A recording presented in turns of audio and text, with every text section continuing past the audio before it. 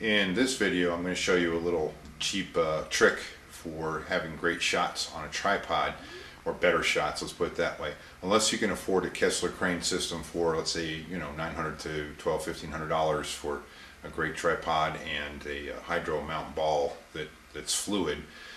This has worked really well. I bought the tripod that this video is being shot on at a local electronics store for about $25, $26. And it has pan and tilt, and it also has level, which you can do side shots. You'll see in the shots coming up here in a moment. But basically they're very stiff, and it's plastic on plastic, the joints, so it doesn't seem to work very well. One of the things I read on the internet is that lithium is a great lubricant for plastic parts. So, lube gun, you just go as close as your nearest garage. First things first, you want to make sure that your stock or stem of your tripod is up high enough so you can swivel the handle around. I'll let you see that a little bit better here in just a moment. So you can swivel it around.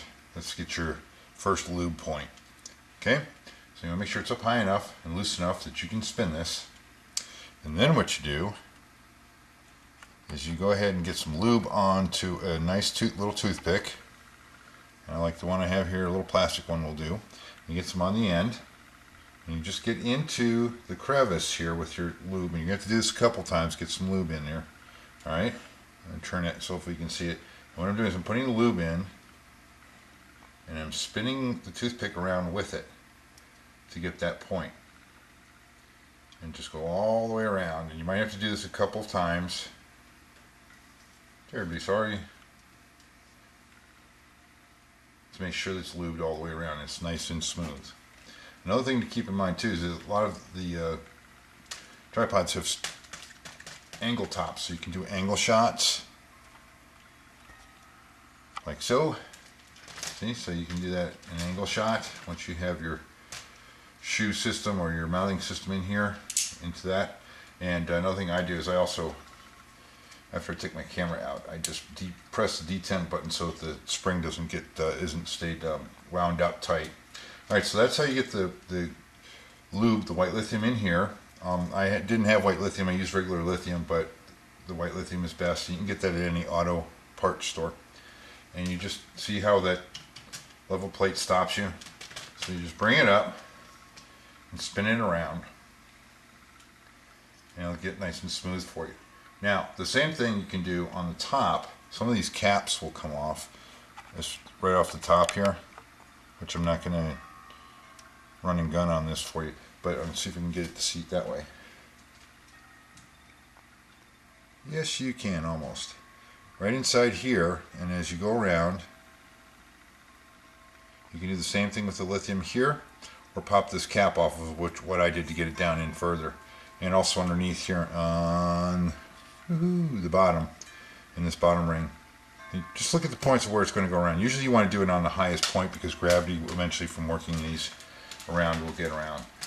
So that's the main part on that, and then when you're all set, you just work it around in the different ways and it'll make it smoother.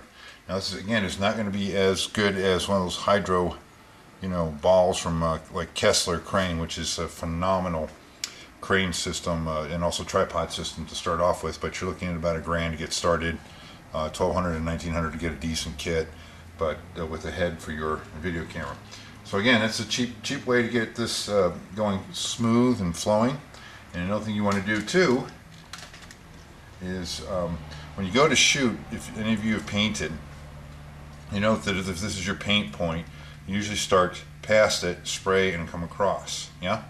Alright, now even though we have lube on the tripod joints to get it to move slowly, you'll notice even on a slow motion, sometimes when you first start off it'll grab and then jump a little bit. So before you get to your subject, let's say your subject's here, right where my finger is, you notice that the tripod's pointing off, and I'm going to actually just start off slow and sweep by it.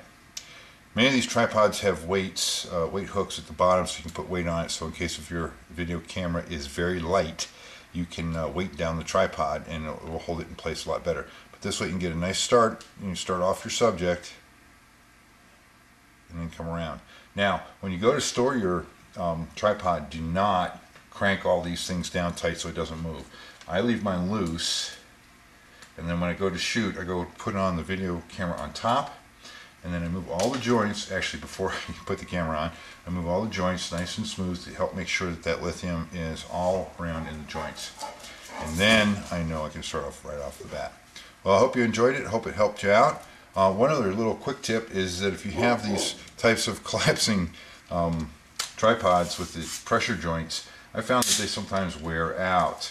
So a little trick I did, it's actually very good, is I ended up gluing a little piece of rubber in on one of the pressure points, so that, or you can just have little rubber pieces with you, and you glue it in on one side, obviously not on both sides, and it helps give it an extra bit of tension on there so that you don't lose your tripod. Again, it's for the cheap tripods. You know, you want to do it cheap, which I don't blame you. I'm doing the same right now.